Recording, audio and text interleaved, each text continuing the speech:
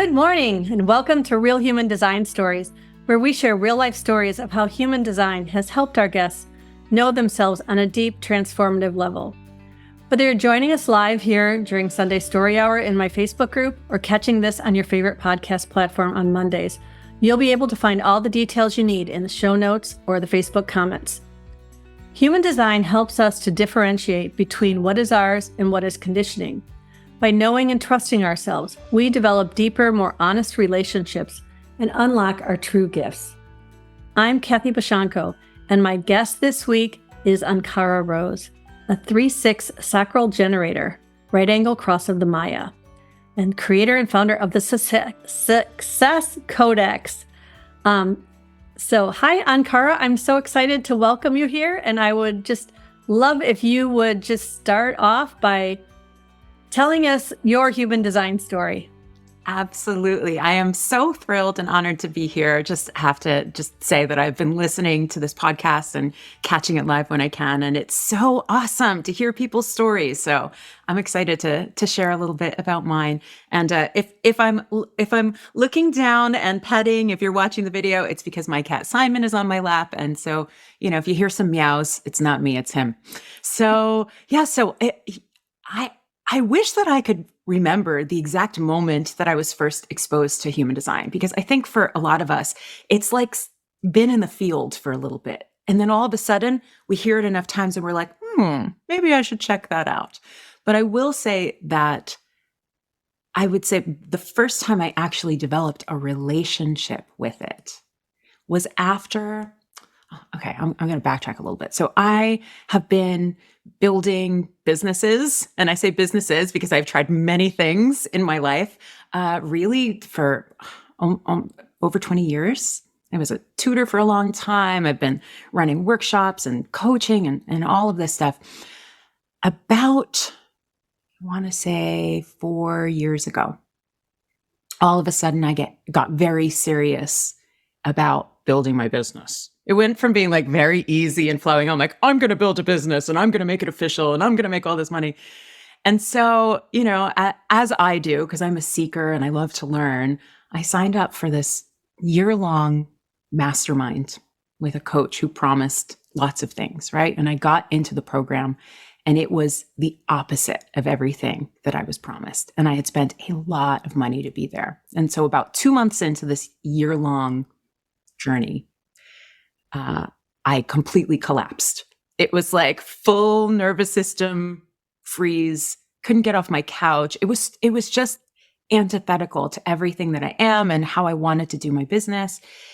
And I had like a little bit of an existential crisis. I don't know what else to call it, right? And for whatever reason, I'm just like surfing through Facebook, and human design came back into the field, right? I'd heard about it. And then I found someone, actually she does cosmic human design using sidereal instead of tropical, right? And she's just like, I'll give you a reading. So I paid for a reading. Now I'll go into the difference between sidereal and tropical because I do use tropical. But once I had that reading, everything shifted for me because I started to see it was less about what she was telling me about myself, and it was more about this idea that we're all here to follow our own authority, right? And so for me, it wasn't like discovering this for the first time. It was this moment of, oh my gosh, I forgot. I can't believe I forgot. Now, of course, I looked at that chart and I ended up looking it up in tropical and feeling a lot more resonant with kind of a traditional view. And then when I started to go into my design, that's when the pieces really clicked. Like it was like piece after piece, especially the lines. I will say the lines for me, like that's always kind of been my favorite, like little thing to nerd out on. But really, I felt like it was just such a deep permission slip to trust myself again, to really honor who I am. And in all areas of my life, not just, not every day, not just business, but everything, my relationships. So that was, God, I'm just going to keep on going. Just keep going. And Okay. if I have a question, I'll give you something. Am I going? If you need something to respond to, I'll throw something else out there. But right now, I'm just like, all right, with the flow. Because my defined throat can just keep on going. Okay. I've got lots to say. So, I went down this journey of exploring my human design. I studied with some teachers. I studied on my own, but actually I started to get really interested in the gates. And I was just like, well, how do I find out more about these gates? Because I love details. I love nuance. My son's in 62, right? So I naturally went down the journey of discovering the gene keys, right? To get deeper into each of these gates. And so I ended up going really deep into the gene keys work, became a guide.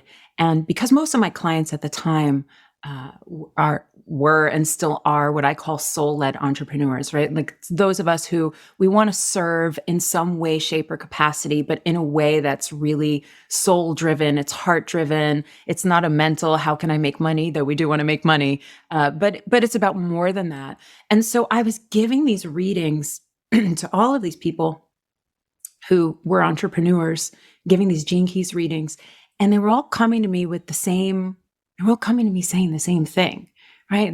They were saying, I love the idea of this, but I don't really get it. They were saying the language is really complex and I don't understand like how it applies to me. They were saying, I explored my gene keys and then, for like 30 seconds and I bought the book and then I threw the book across the room and I was just like, I'm done with this. I'm going to guess that most people listening, or a lot of them, know what the gene keys are, but there's probably some people who are newer to human design or who just have not had that exposure to know about Richard Rudd and how, he worked with Ra in the beginning and wrote a lot of the original material, but then this thing that he created called the gene keys. So just with like as narrow as a focus as you can you explain to people what gene keys is? Yeah, absolutely. I like to call it the sister system to human design. It kind of takes this more feminine approach. It's Richard Rudd was a scholar of the I Ching, which is where these gates, essentially, all the human design gates are connected to this. And so what Richard channeled was this amazing body of work where each of the gates operates in 3 different frequencies, and a shadow frequency, a gift frequency, and a Siddhi, S-I-D-D-H-I, Siddhic frequency, this higher frequency. And so there's beautiful nuance and it's very poetic and it's very esoteric. Whereas I think human design is like, it's a little bit more practical. With gene keys, you're really meant not to sit and learn it with your mind, but to interact and have a relationship with these keys through contemplation. Right. And so it's a massive body of work, just like human design is, right? Like you can just keep on going in any of these systems. But I'm going to go on a slight tangent here, right? I'm very passionate about accessibility. I'm very passionate about the things that can change people's lives being very accessible to them, easy to understand. Right. And so what I was finding with my clients is they were coming to me and they're like, I want to understand my gene keys. Can you translate it for me? Can you put it in a language that I can work with?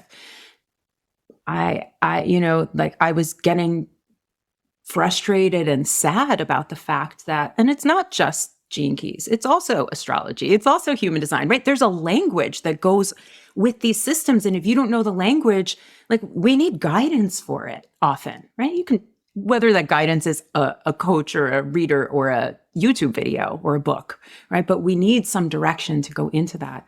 But I was getting, I was like saddened by the fact that I felt like so many people who could have access to this were not able to access it because the language didn't make sense to them, right? And you can probably see where this is going. Sure.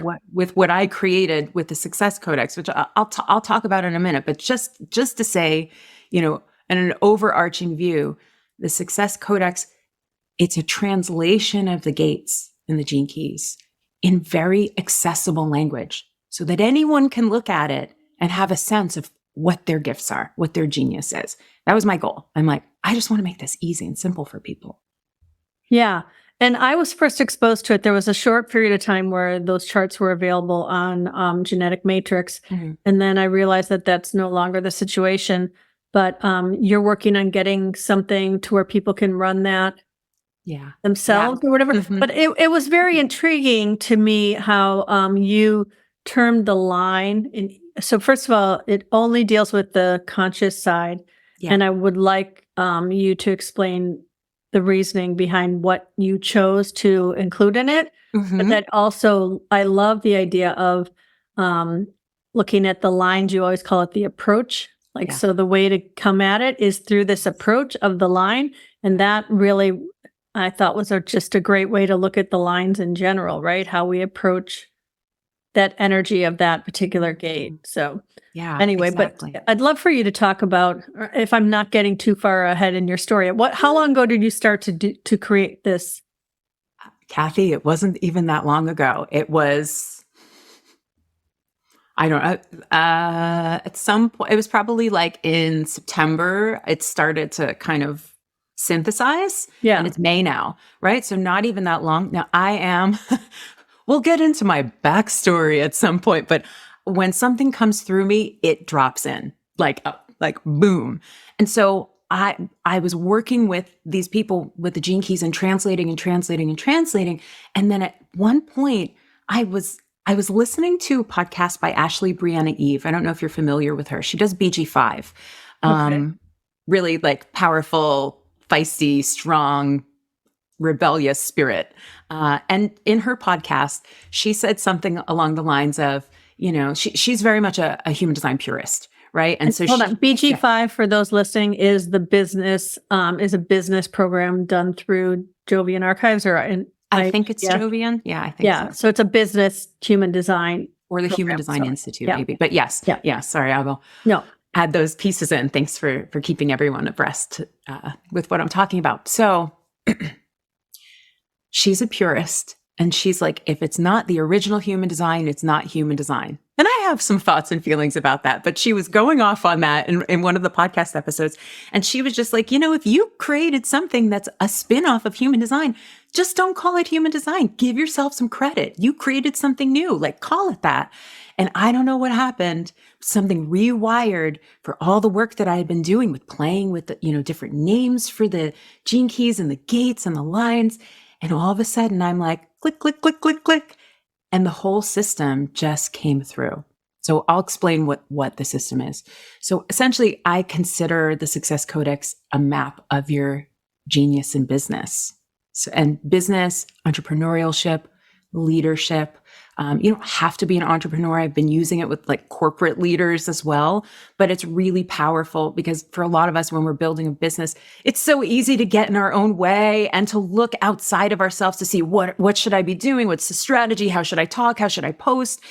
And I just want everybody to be themselves. I honestly believe, and through my own experience, the more that I am myself, which of course, human design, like that was primary for me, right? Well, reconnect to that as well. We're going in a big circle. But the more that we are ourselves, the easier it is to lead our business and the more sustainable it is. Because I've been on the roller coaster. So many of us have been on the roller coaster, big ideas, lots of clients. And then all of a sudden we fall flat and then there's nothing, feeling free to be ourselves. And all of a sudden we constrict and then we're not. It's like crossing that edge into our authentic selves. That's hard. But once you're over that edge, you're just on the river, you're just being yourself. And so what the Success Codex looks at is we look at 13 different planets and planetary aspects. So they are all on the conscious side. And I'll talk about that in a second. I've got a lot of things bookmarked, but so I'll just kind of read off the list of the planets that we're looking at because some of them are not in human design or the gene keys. So we look at the sun, and the sun is central. We've got 4 different kind of views and 4 focuses. They're called paths in the Success Codex, but the sun is central to all of it, right? When we think about our planet Earth and all of the planets in our solar system and the sun is massively bigger. And it has a much bigger influence on who we are than these other planets. They all have an influence and aspects as well, right? But so the sun is central. It's our core genius. It's the key to our fulfillment. It's our visibility, our brand. It anchors us, right? So we start with the sun always. And including with the sun, we also look at your rising, which we don't look at in human design and gene keys. So your rising is called the impression gateway. All the planetary aspects are called gateways. So your rising is your impression. Your Mercury is your expression. Your midheaven, another one that we don't look at in human design, is your leadership. We look at Jupiter for expansion. We look at Venus for client attraction. And we look at Earth for what I call capacity. It's really like, how much can we hold? Earth's very much a blind spot for a lot of us, right? And so when we can begin to understand its genius and stretch the edges and step into that a little bit more, we increase our capacity to hold more money, more clients, more success, more love, more joy. We also look at Mars, which is initiative. How are we here to take action? We look at Black Moon Lilith. And I don't know if you're familiar. I know that you did a post in the group, right? So Black Moon Lilith, her mythology, if you're not familiar with Black Moon Lilith's mythology, as the story goes, God created Adam and Lilith at the same time from the same things. And there they were in the garden and they started to get it on. And Adam wanted Lilith to lie underneath him. And she said, I'm your equal. Why would I be beneath you? And Adam didn't like that. And so she was cast out of the garden and, of course, vilified, right? But she represents, in this system, in the Success Codex, she represents permission to really stand in your truth.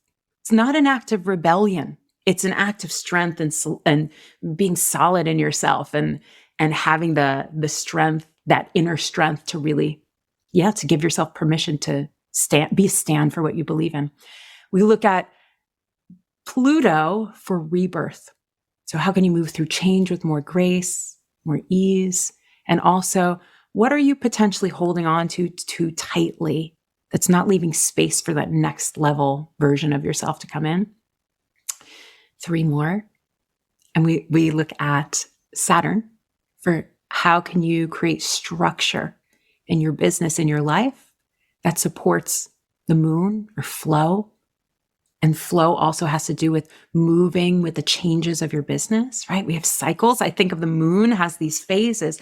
So does our business. So does our day. So do our hormones, right? Like for all of us, whoever we are. So how can we learn how to move with that instead of trying to kind of always be in this go, go, go mode or feeling bad when we need a pause?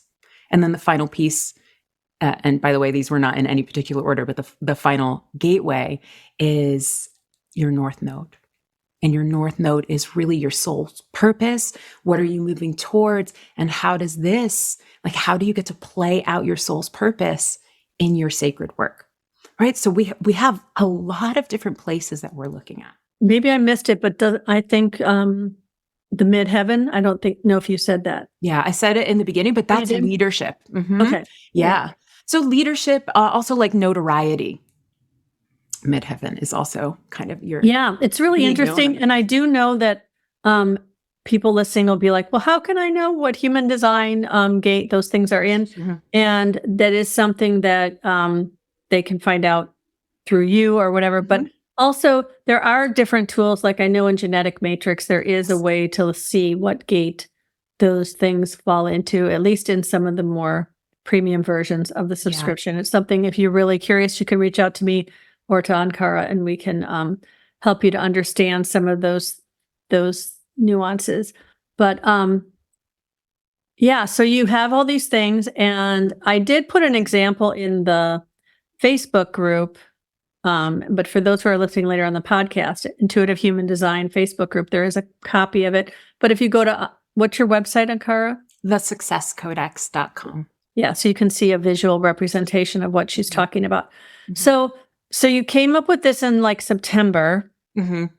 And so I love that the whole way I found you was through such a third line kind of part of your story, right? You're a 3/6. Yes. And, it started to be a thing you were going to do with Genetic Matrix. And now you're pulled out and you're doing it on your own. Yeah. And so this whole thing, as it's like, how is this creating of this expanding your experiment personally? So much, so deeply. So like, just like you said, like as a 3-6, and I will say, like, I'm mostly 6s and 3s and some 1s. I don't have a 5. Okay. I have 1 5 in my unconscious Black Moon Lilith out of like my full expanded as many things as you can look at. I don't have any 5s, right? But so many 3s. And if you're not familiar with line 3, that decimal point 3, 3 is all about trial and error and failing forward and falling forward and testing things out. So immediately, as soon as this came through, I called up a bunch of friends and I said, I want to share something with you. And I created their codexes and I just started testing it and seeing, because to me, I was just like, this is so deeply resonant. This is so powerful. Would it be for other people? Right. I had to know, like, if I was just delusional, maybe a little bit, but so I started to test it out. Right. And I really got to see, what worked really well and what didn't. And I had to make a few adjustments, right? So one thing about the 3-6 profile that I found is it's definitely about that testing of that line 3. But line 6 is the role model, the mentor, the sage, or some other archetypes.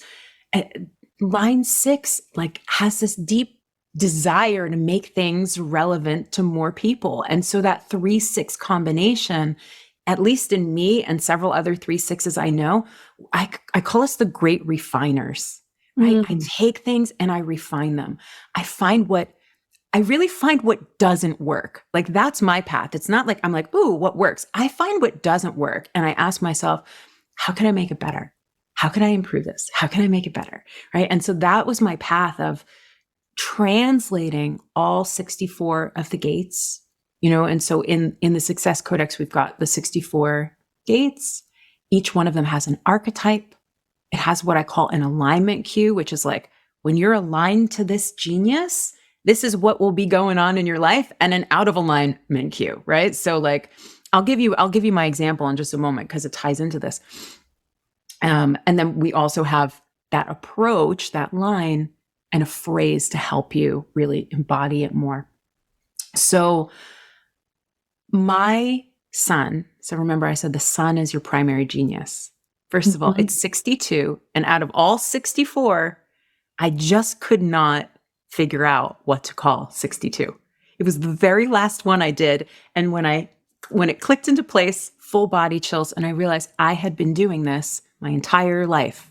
So it is the key code with the genius of decoding and the archetype of the translator. And so I recognized, right? So what had I been doing? So my whole life I had been doing this. As a math teacher and as a math tutor, I was taking complex, ideas and simplifying and translating them so that my students could understand them. As a healer, I was taking esoteric concepts and making them simple and practical and accessible to people, right? All through language, all through words. I was a commercial songwriter for many, many years. And I would have a car company give me a brief and say like, all right, well, it's got to have this feel and it's got to have this. And I would translate their needs into a song. And so now here again with the Success Codex, I've been bringing that 62 through, right? And so 62, if you're in human design, it's gate 62 and gene keys. It's gene key 62. It's the same thing. But I just always had a little bit of trouble understanding what the genius of it was until it came through in this system. I haven't mentioned this to you before, but my husband is a July 18th birthday, so 2 days after you. Mm-hmm. And so he has the same sun and earth, although he's not, but he is a left angle cross. So he's left angle cross of, I forget, it starts with a C. Oh. No, it's not a C. It's, dang it, whatever. It's somewhere in my eyes. I know what it is. It's the one with an O, and it's a word where I was like, what does that mean? It's where obscuration, where, and that, he either brings things out of obscuration or obscures them is the whole idea. And that's that gate 62 energy, because he's a 5-1. But it's really interesting, as I have personally learned that I can learn all about the gates, right? But until I actually experience them in some sort of connection or relationship or context, I don't really get it. And that gate 62 is really one of those gates, has been one of those gates for me.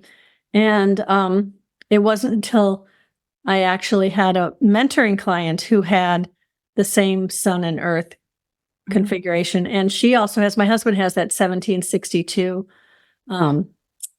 channel, the whole channel. And of course, that's not coming to my mind right now either. But it was when I was talking to her about it all of a sudden I was like, oh, I think I kind of understand my husband better now. But that gate 62 really is this structuring energy that in some ways I think of as, it's the, we think of the 4323 as the channel of structuring, but there is a certain amount, because the logical part of it is on the 62. So these are both, things that come off of the throat. So yes, yeah. There is this, it's interesting as you look at your chart, your human design chart, and you have that other side, the 1156, which is ideas and stories and that sort of thing. But the ideas and stories have to have this logical influence and structure to them. And so when you start to put it together and look at it through the nuance of it, it just completely changes how simple we try to make any of the energies, right? Because nothing exists in isolation. So I love that insight. And I think it's so important that we remember that always, right? Because in this system, in all of the systems, sometimes we can get fixated on one part.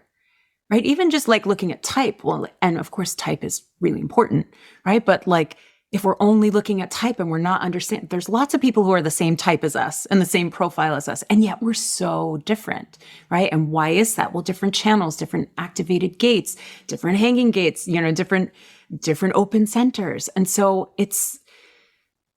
I love the nuance. And I think that's also 62, right? 62 is the gate of details.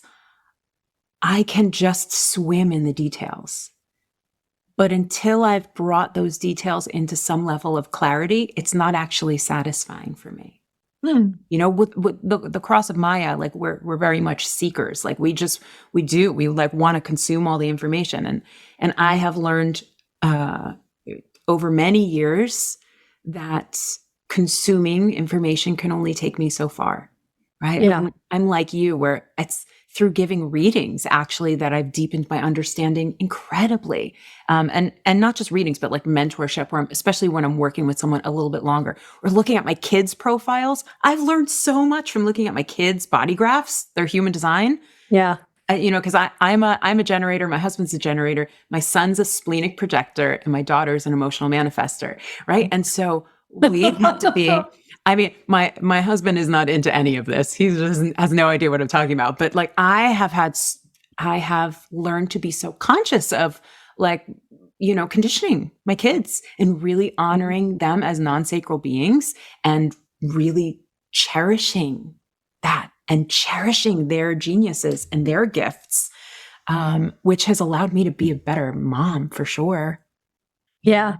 Yeah. I think that, it's been said by many people, but, our kids are our greatest teachers, right? Yes, as third lines, the way I see it is the third line is here to learn what doesn't work and to pass that forward. But that's probably not going to be to your kids because, right, our kids don't take anything from us that they don't want anything, right? You can learn it for your neighbor's kids or your kid's best friend, but your kids are going to have to figure it out on their own, right? Yeah.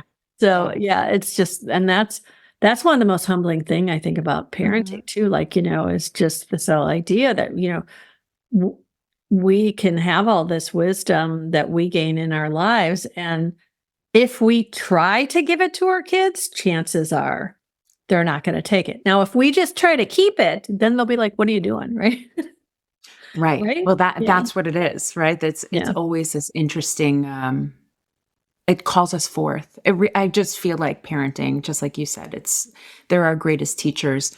Being a parent, it's like a mystery school, if you decide to make it that way, right? We can be traditional and that's fine and just kind of do your thing and give the punishments and don't listen and, like whatever that is. Not that, sometimes I have had to punish, right? But it can be a spiritual journey of self-development, just being a parent, and I want to back up for a minute just because I have something gnawing in my head.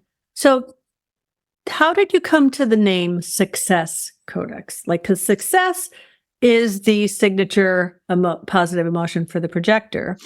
And obviously the world is very fixated on material success, but tell me the story of where that came from.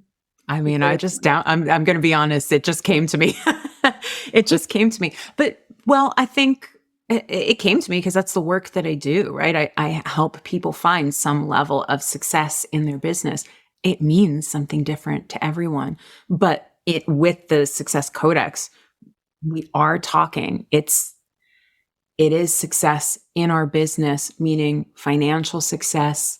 It could be success or satisfaction or, surprise, whatever that is, peace.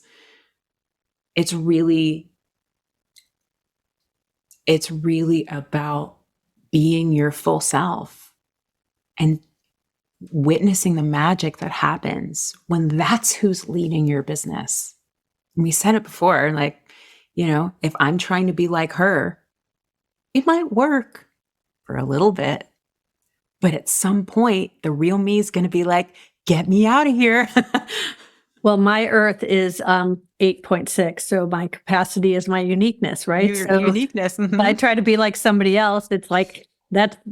As Gene Key says, that's my sure way back into mediocrity. Absolutely is to try any type of imitation. Yeah. So, okay, so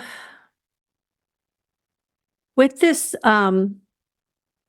journey, you started to say you had an example you were going to give, and I don't remember what that was in context to, but I know you never gave the example, and I don't know if that came up, if that's still in your mind somewhere of what it was going to be. But I would love for you to maybe, I don't know, if you I have access to both mine and to yours. Now, of course, the selfish side of me would like to invite you to give some examples using my Success Codex. But if you don't have that handy and you want to give some other kind of example, I would love for you to maybe talk about this idea of the approach in the lines, because I think that's something easy for people to just translate into their own.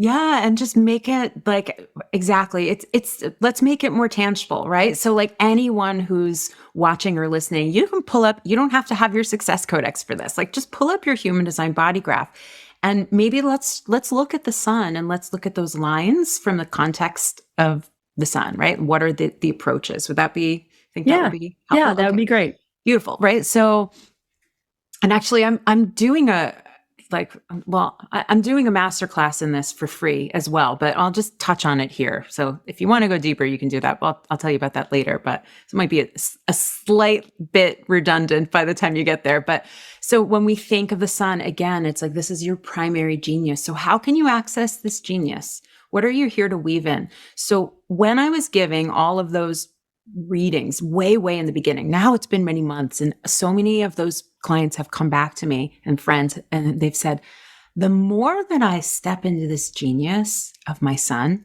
I feel so deeply fulfilled. And so there's this magic here, right? It is the genius of the key code itself, but there's also something with this approach. And here's what I found. Typically, when we think about like, oh, well, you want to, oh, well, this is your gift. You have to use it in your business. And people think, oh, so I have to be offering this or teaching this. And that is not the case. It's more about, can you bring the essence of this into all parts of your business? So behind the scenes, or in front of the room? Or if you don't have a business, can you bring it into your parenthood? Can you bring it into your relationships? Can you bring it into your relationship with your body? Can you bring it into, how you get your work done? And so I'm going to share some of these approaches with you so you're going to take a look at, when you're looking at your human design body graph, on the top right, there's a little box with a circle and a dot in it, and that's your sun. And so that's going to have a number and a decimal point. And the decimal point goes 1 to 6. Those are the approaches, or they're called the lines in human design. So I'm going to share a little bit about each of those lines. So when it comes to your fulfillment, the approach is going to invite you to weave the essence of this word that I'm going to give you into your life and into your business, right? So if you have a line 1 or an approach 1, that decimal point 1, it's all about weaving in your knowledge. So thinking about what are the things that you've learned, like you likely have a deep desire and curiosity, and you just want to get your hands dirty and learn things. So what you have a unique way that you bring that knowledge through. So how can you actually take this beautiful body of knowledge that you have and bring it into, how you run your business, maybe like how you cook your meals? I don't know. It really can be anything. And so hopefully that makes sense, right? And so I'm just going to keep going through them. So if you have an approach 2, so that decimal point 2, it's all about weaving in your passion. So 2s are just this natural genius. You just do things. You don't even know how to do them. And often 2s can say, like, what I find is 2s often don't even recognize their genius because it's so easy for them. They don't even think it's special. Meanwhile, the rest of us, we're like, how do you do that? I want to know how to do that, right? So for you, if you're aligned 2, it's, think about the things that you're deeply passionate about, the things that you do without anybody telling you, without anybody forcing you. You're drawn to those things. Can you weave that? Or not only weave it, but can you approach your business in the spirit of, like, what am I passionate about this? And let that passion lead you. So for 3, if you've got a decimal point 3, it's all about playfulness. So listen, as we said with line 3s, we fail a lot. And if we don't have a little bit of lightheartedness and levity, then we go down fast, right? We're actually here to make light of failure. And so there's a playful spirit. We can laugh at ourselves. We laugh at our failures. And so can you laugh at the process as it's hard? Can you approach it from a sense of playfulness? It's like, that's the whole story. I would even say remove the word failure from your vocabulary, because those are your biggest successes. Exactly. Right? I feel like for me, I actually love the word failure because it has such a deep, like it's the heart of all of the jewels of all of my wisdom. But it does have definitely a connotation. For me, it's just the path. It's just the path to growth. That's all there is to it. And so, the path gets messy. So might as well play, right? Like, might as well have some fun. If you have a decimal point 4, it's all about bringing your heart and weaving your heart into everything that you do. You are the natural connector. People are so drawn to you. Your authenticity, your generosity, your heart. People want that. And sometimes, it can feel very vulnerable. But when you can bring your heart and let your heart lead you through your work, through the tasks. And I am saying, like, even the mundane tasks, right? Like, I have to answer this email. Well, connect with your heart first. What does that feel like? Okay, not, I have to connect with my heart so they feel my heart. It's for you. You're doing it for you. If you have a 5, it's all about solutions. So weaving your solutions in. 5s bring this beautiful. I love 5s. Maybe it's because I don't have any, but like, I love that 5 line. And you bring these practical solutions that we're all just waiting around for. We're like, I wish somebody could just tell me how to solve this. And the 5s, you sweep in and you bring these solutions. So can you bring those solutions to yourself behind the scenes as much as you bring those solutions to people outside, right? There's like, you kind of have to assume that and like take on that role of leadership, right? But we lead ourselves first. And then finally, if you have a 6 there, it's all about weaving in your wisdom.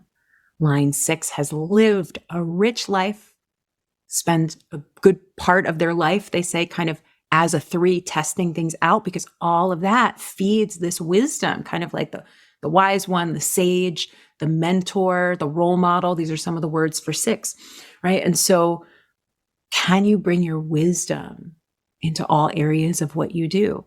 And so for all 6 of these, we have to claim that role for ourselves.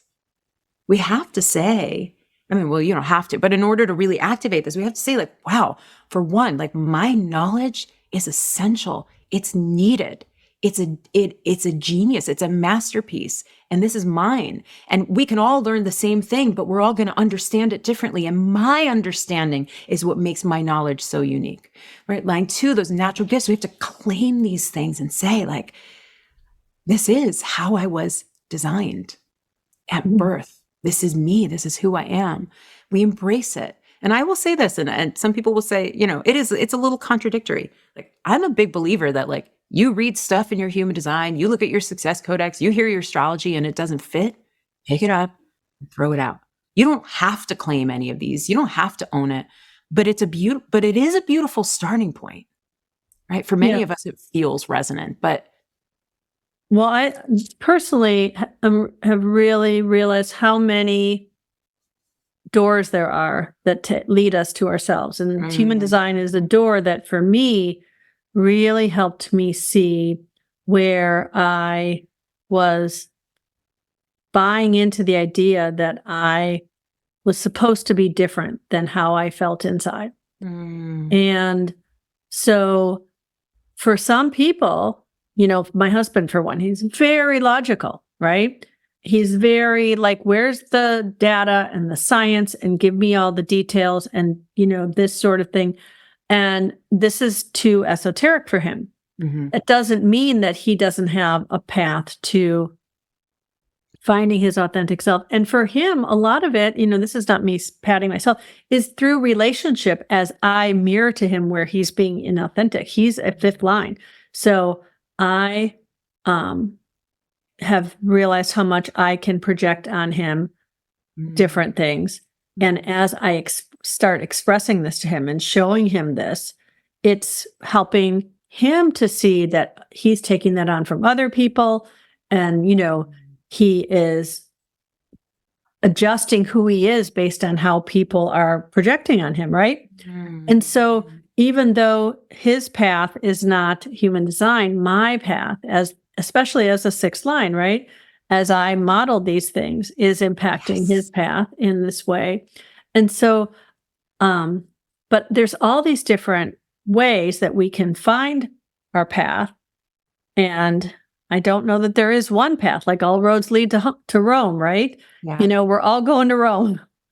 And there's different roads to get there. And so I really personally don't know that one road is any better than the other. In fact, if you did one road last lifetime, maybe you want to do a different road. But, breaking, the 3rd line is meant to try something and see what works, break the bond with what doesn't, right? And then pull back and say, okay, now let's try it this way. Yeah. And I'm wondering how that process has impacted your, I guess I kind of just answered it, because like this is one of your creating a new bond with the information you found, right? You this back is from it. some of the other things. This is it, at least now, right? This is it now. Right. I mean, there's a part of me that's like, I wish I could say this is it forever, but I'm always changing. I have the 360 channel. Do you really wish it was this forever? No, I mean, wouldn't that be more kind of to peak at 40 something?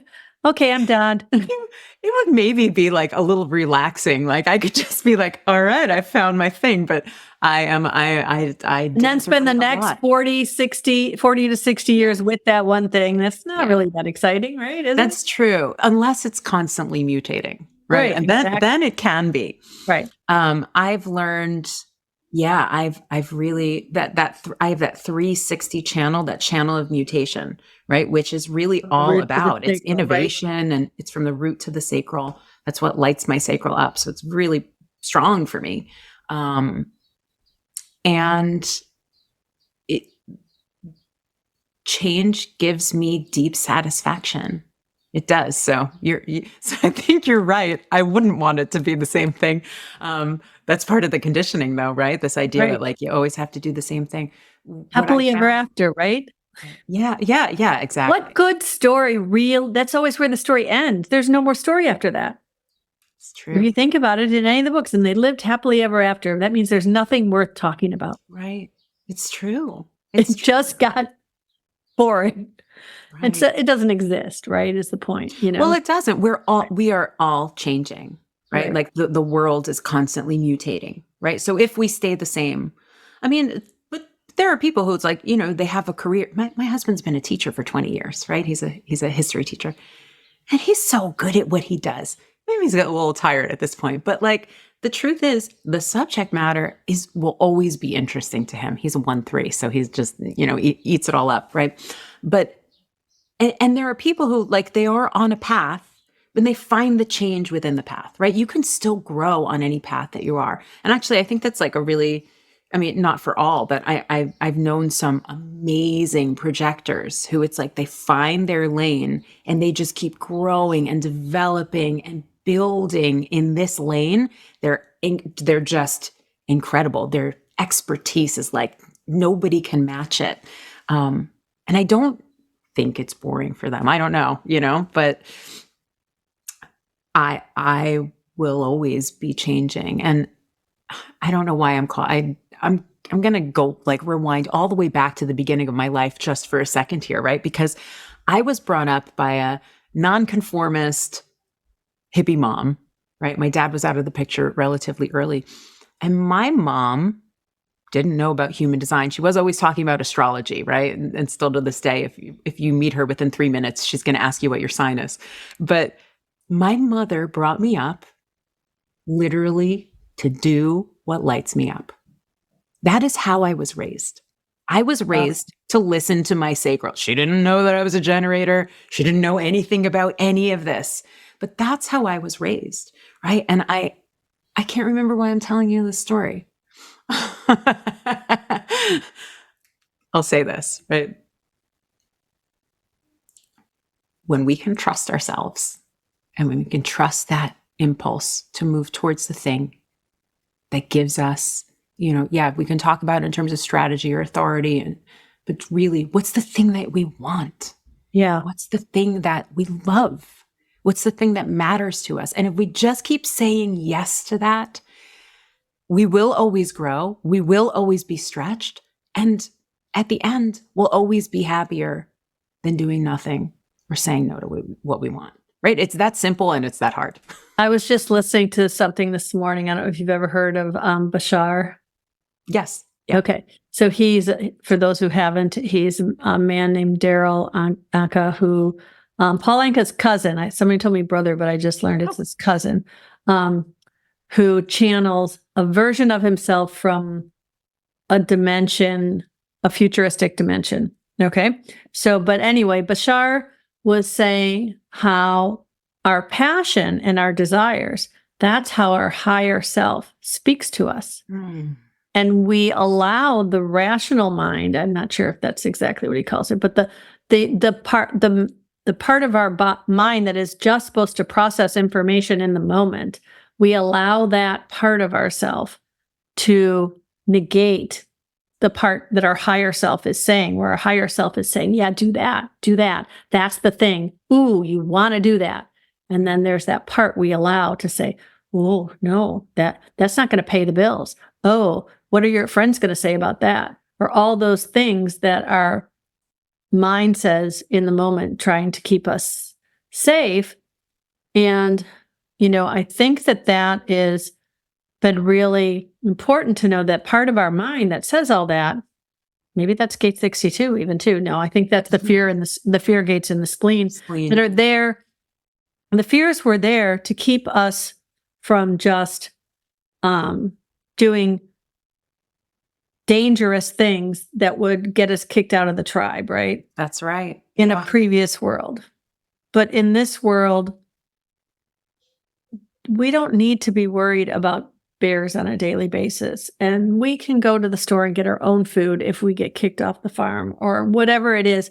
Like, it's a different world, and we're mutating in a way that we always will need people. But when we follow our passions, we sometimes have to kind of go out on our own for a moment till people who share in those passions can find us and see us, right? And beautifully put, beautifully said. And absolutely, right? That fear of getting kicked out of the tribe, it's so primal for us, and it still exists. It's part of our biology, right? Like, our bodies don't know if we're nervous about public speaking or if a lion is going to come eat us. And so at some level, we have to, again, it's like, it just comes back to, well, what do you want? Like, are you going to let the fears take over, or are you going to leverage this lifetime to do the things that make this life a remarkable life? And I love what you said about like these passions as being our higher self talking to us. And the filter's always going to come in, right? Like that filter of fear. It's such a strong program in the collective. Like all of that, not good enough. I'm going to be judged. I'm going to fail. I'm going to succeed. Who do you think you are? Who do you think you are? All of these. And there's a way, like I will just say for myself, right? Like one of the other things I've done for many years is I've been on the priestess path. So I've done a lot of priestess work for almost about 15 years now, 13 years.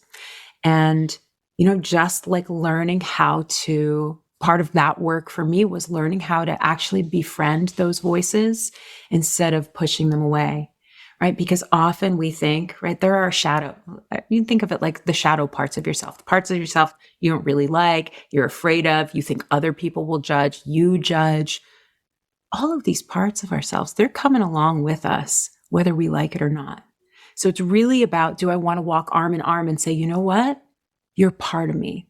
Let's move forward together. Let's cross this threshold and show up and go out on our own, just like you said, right? And share something different and let the new people come to us. But you're going to come along with me, either like this, or I'm dragging you behind me, in a body bag, right? But either way, it's like, well, what's the way forward that's going to give you the most freedom? I really feel in many ways as a line 3, my purpose is to help people just be okay with the human experience. Yeah. Like that's it. And people will say, well, what's your big mission? That is my mission. It's for to help people enjoy being human just a little bit more, because it's so precious. I just feel like our life is so precious. Here's Simon. I don't know if you're in the video, you see Simon's ready to come back on my lap. I see his tail sticking in there. When I'm nice and passionate, he's just like, come on, that, or if I meditate. But this life is so precious. And if any of us can spend it feeling bad about ourselves and holding ourselves back. Well, one of the things that's coming up for me is not only that, not only the idea that we hold ourselves back, but oftentimes we forget or just don't consciously realize that we're only here to experience our own journey. And so many times we worry about that person that we want to drag along with us. Mm-hmm. And if they're not ready, or if that's not the journey they came here to experience, maybe they came to experience something that requires some other things to happen first, right? They're not at the right place. Right. Like realizing that it's kind of arrogant for us to think that it's up to us to impact their journey and make it happen now. And we can get really distracted from our own human experience by trying to, be in control of other people's. And that is probably one of the most challenging parts about spiritually parenting or being in relationship, right? I was just going to say that it totally ties back to the conversation about parenting, because I'm sorry to be judgmental, right? But it's arrogant to assume that we can control and shape our kids to be who we want them to be. I mean, it's just not how I was raised. I told you, I had a hippie mom. My mother was like, I want you to be you. as a mother, that is my role with my children. I don't want my kids to be me. I want my kids to be them. And is it hard when their values are different than mine? It is. Or often we want them to be who we were afraid to be. Or who, that's right. Like living out your childhood through your kids. I didn't do it. Okay. Give everything up so you can do it. Right. Right. Yeah. And I don't know.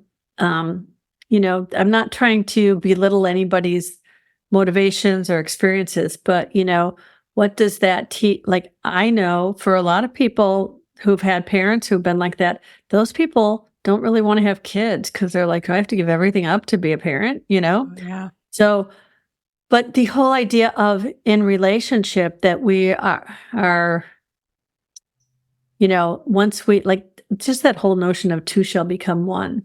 I mean, you're still two people. And the relationship is kind of a third entity, right? Yes, it is. Yeah. So just it's just really interesting. The more things go along, I now when I find myself in conflict, like I'm kind of scrambling here, but I have been thinking a few times when you've been talking about how resonant what we were talking about with your Success Codex creation and this stuff about business really relates to a lot of the current transit energies that people are listening to this right now. It's May 5th, and we've got a new moon coming up in a couple days. That's really about direction, right? It's the sun's in gate 2 and the earth is in gate 1. So that means the new moon is in gate 2, right? Is that how it works? The moon. I don't know. The moon gate, I always forget which one is which, but all I know is, because the new moon is in the same gate as the earth. That's why it's blocked from the sun, or vice versa. Oh, and then the full moon is in, and I forget which was which, but whatever it is, it's those two energies at play that really are asking us, what are we willing to receive? What are we willing to do? Mm-hmm. Or not even willing, that's not the right thing. What are we open to? Because willing makes it sound like resistance or whatever. And so I've been contemplating a lot about the idea of in business, we are so taught to create a business plan and have goals and structure and da-da-da. But if I had written out a plan in the, January of 2023, nowhere on that plan in January 2023 would have been create a podcast that is impacting people through telling real human design stories. That was not even on my radar. That's exactly it. And so this idea that we need to be able to receive and follow our passion and when you have something that feels good, you just keep doing more of that, right? And so anyway, feels like that really relates to the idea of a lot of the things that we have been talking about this whole time. And I think it does. I think it does.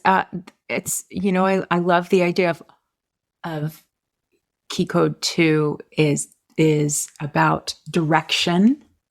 And it's the archetype of the compass, right? It's not necessarily go do that. It's about orienting yourself towards what you want. But it doesn't have to be like a fixed, tangible thing. To me, 2 is all about what's the bigger why? What's the bigger want, right? And so maybe you wouldn't have been able to map out and know that the podcast was here, but maybe you would have said, I want success, or I want to feel, like, here's how I want to feel. I'm moving towards feeling accomplished, feeling connection with people, feeling where I get to, use my genius. And so that's kind of, it's funny because I do, when somebody was in a conversation, they're like, well, what do you like to do best? I said, I'm Chatty Cathy. I like to talk.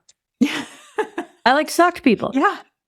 I like to do impactful mentoring sessions and readings, and I like to have conversations about deep spiritual stuff. And that's what I enjoy doing, and that's what I'm doing, right? Yeah. And so what that looks like, I don't need to define, right?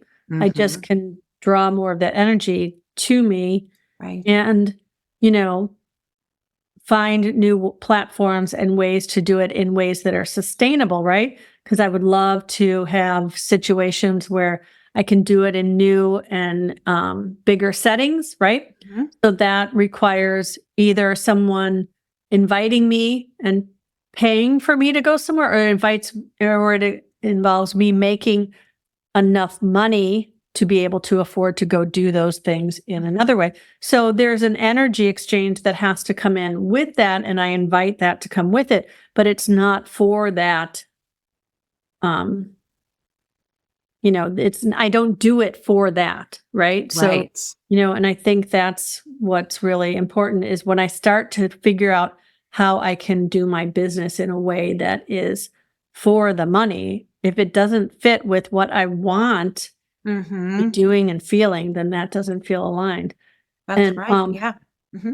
I know there's some people watching, but I haven't seen any comments or questions come up.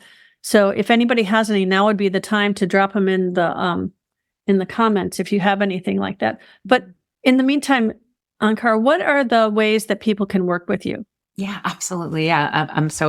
I'm happy to share this work with everyone. So I'm going to just drop a few different options. So if you're brand new to this work, which most people are, I am running a live, it's like part introduction to the Success Codex. And then we're going to do something called Decoding Your Genius in Business. That's free. And it's actually next Monday, which is May 13th. So I'll drop the link, and anyone who wants to join can come live, and it will be recorded as a replay. So if you catch this too late, you can sign up for that replay. And that will give you kind of like a little bit more of a foundation. If you want a Success Codex reading, I'm currently doing readings, and with that reading comes your full Success Codex, and then we break down into the paths. So it's like a 5-page image, and it's printable, which a lot of my clients like to just have their codex up on the wall where they work so they can be reminded of their genius. So that's another option. And then I also have a free Facebook group called Soul Ed Success, where there's many Success Codex explorers in there, but we also tap into human design and gene keys a little, though it's getting more and more Success Codex focused. Okay, so all of those will be in the Facebook, where this video is showing in the comments, and then I'll put them in the show notes so that people can connect as well. And then just in general, you have a website also, right? Yes, it's thesuccesscodex.com. And so you can go there, and I'm about to switch platforms, so it might get a little wonky in the next few weeks, but all the information will be there. And, you can reach me on Facebook and on Instagram. But that's, I am somebody, like, if you have questions, ask me. I love to nerd. You are very accessible. I know that I have had several conversations with you, and I do really appreciate how you are. So thank you. Yeah, I aim to be. So, yeah. So every week we share stories of how my guests have come to understand themselves in a more loving and empowering way through the lens of human design. How you think and speak about yourself matters. Human design can show you the reframe of not only your own story, but the story you tell yourself about your relationships. If you're ready to start living a better story, I would love to help guide you through the process of fully embodying who you came here to be.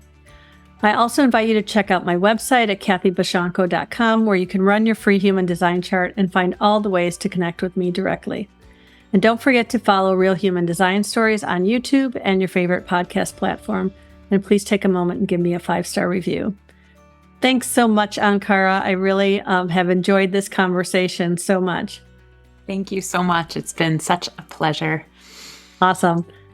Peace out.